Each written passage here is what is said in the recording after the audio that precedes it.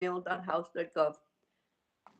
Now to the topic of the hearing. Today, we begin the subcommittee's oversight over the U.S. Army Corps of Engineers by discussing steps to implement Water Resources and Development Act of 2020. The Corps is, simply put, the nation's premier water resources agency. Congress has vested the Corps with significant responsibility to carry out vital projects for navigation, flood damage reduction, ecosystem restoration, water supply, and a host of other very critical project purposes. It is critical that the Corps prioritize immediate implementation of critical policies enacted in WERDA to address the protection and well-being of our communities and environment, as well as to meet the maintenance needs of our water resources infrastructure, both of which are so critical to our national, regional, and local economies. This committee, on a bipartisan basis, has successfully enacted 4 consecutive Water Resources Development Acts since 2014. Regular enactment of WARDA is critical because of the predictability it provides to sponsors who partner with the Corps for development of feasibility studies for future water resources development projects.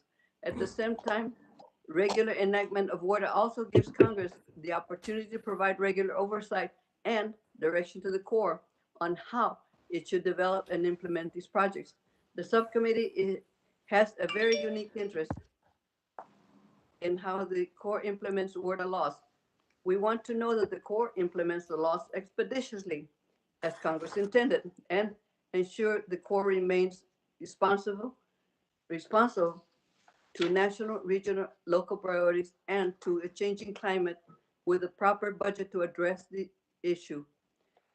WARDA 2020 demonstrated the strong bipartisan support for increasing resiliency of our infrastructure and, finally, providing the Corps with the tools outlined over a decade ago to address new and increasing challenges of our water infrastructure in a way that improves our environment, addresses social inequities, and stimulates economic opportunity.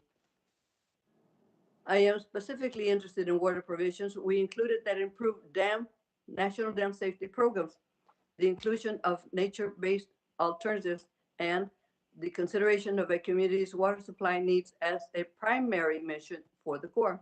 My district include Corps dams built many years ago, many over 50 years ago, that need both safety improvements and revisions of their outdated water control manuals to more effectively help communities with the water supply.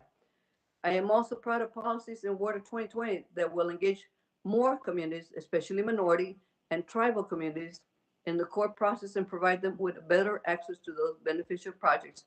I hope those provisions addressing environmental justice concerns, repetitive flooding, affordability will be among the top priorities for the Corps implementation. I would also like to emphasize the importance of changes made in WARDA 2020 that unlock additional funds for harbor maintenance, yes, needed around the country. My region includes the largest port in the nation, the Port of Los Angeles and the Port of Long Beach. I am glad to have Jean Soroka. Hello, Jean, from the Port of Los Angeles here today to discuss the backlog of maintenance needs for our ports and harbors and how WARDA 2020 will provide critical support in ensuring the viability and efficiency of our ports for decades to come. The committee leadership will send a letter to President Biden on it was February 12th, urging administration to move quickly to unlock the trust fund and spend the harbor maintenance dollars authorized in the bill. I would like to thank the entire panel of stakeholders who are here today, who will help us to understand the impacts and the importance of these policies once they are fully implemented.